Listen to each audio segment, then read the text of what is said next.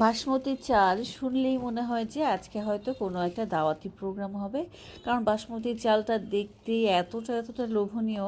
যাই হোক, আজকে এখানে 2 কাপ পরিমাণ বাসমতি চাল নিয়ে নিয়েছি। আর বাসমতি চালটা দেখতেই পাচ্ছেন খুব ভালোভাবে আমি ধুয়ে নিয়েছি, আর এটা ভিজিয়ে রাখছি আধা ঘন্টার জন্য।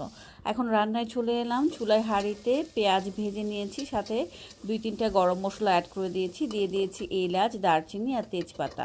একটু কালার আসা পর্যন্ত ভেজে নিয়েছি। আর এই যে দেখতেই পাচ্ছেন চালটা খুব সুন্দরভাবে ভিজেছে, আর পানিটা আমি ঝরিয়ে রেখেছিলাম। এখন এই তেলের মধ্যে চালটা দিয়ে দিচ্ছি, দিয়ে চালটা আমি কিছুক্ষণ ভেজে নেব। সাথে দিয়ে দিচ্ছি আদা আর রসুন বাটা, প্রায় 1 টেবিল চামচ পরিমাণ।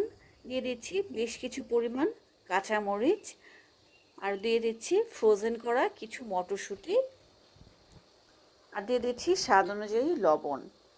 এখন সব কিছু একত্রে মিলিয়ে নিয়ে আলতো হাতে কিছুক্ষণের জন্য ভেজে নিচ্ছি, একেবারে মিডিয়াম টু লো আছে। ভাজা হয়ে গেছে দেখতেই পাচ্ছেন। এখন এখানে আমি পানি অ্যাড করে দিচ্ছি, গরম পানি দিচ্ছি। চালের 2 কাপের জন্য 4 কাপ পানি আমি এখানে অ্যাড করে দিয়েছি।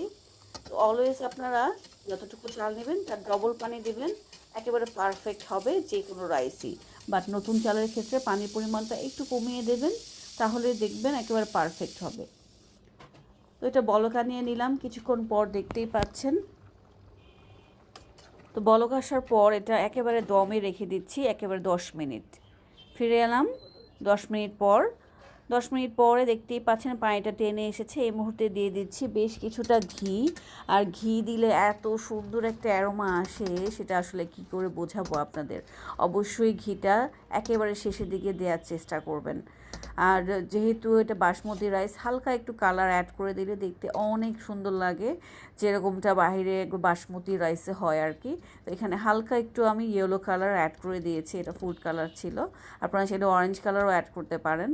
আর দেখতেই পাচ্ছেন মাশাআল্লাহ এটা কতটা ঝরঝরে হয়েছে। এখন এটা সার্ভ করে দেখাচ্ছি আপনাদের যেটা কেমন হয়েছে। আর এত মজা হয়েছে, এটা এমনিতেই খেতে খুবই ভালো লাগছিল।